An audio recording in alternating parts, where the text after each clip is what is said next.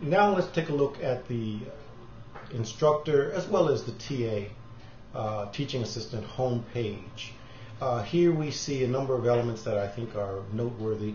First, we see a list of ungraded assignments. That's to make sure that we stay up with our grading. This is a constant reminder of the assessments that we have not graded. So if we click on this link, it takes us to the list of those grades, and here we see we have not graded assessment for our test student.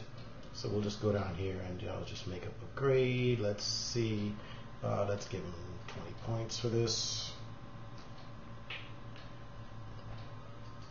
We'll save the score.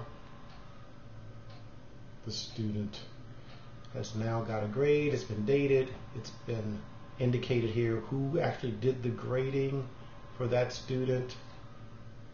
And we can then return back to the home page. And as you would expect,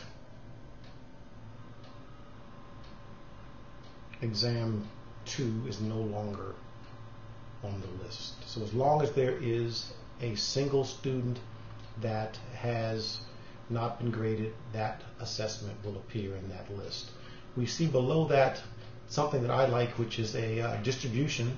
You can kind of see your bell curve here if that's what you are trying to do in order to determine how well you are preparing assessments. We see here the list of students by name and their respective grades and the number of students who are getting those grades. We also can send messages to our students here. So there are automatic messages and reminders that are sent to students by the system. That is, if I post an assignment, all students are sent a message that that assignment is ready and the respective due date of that assignment. If a student has not completed that assignment, there are additional reminders as the calendar clocks counts down toward that date, so the students are continually alerted that they're about to miss an important deadline. But for now, just let me illustrate how I can send just a simple test message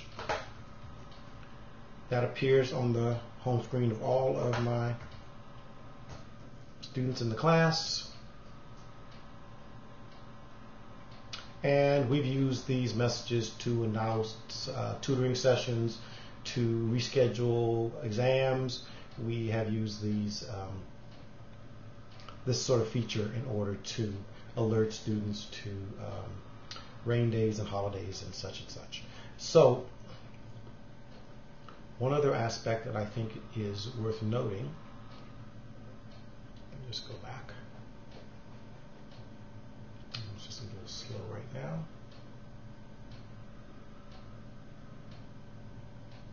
There's a couple of other features from this home page. One, we can send our students emails. So I can send an email to all of my students via this mechanism.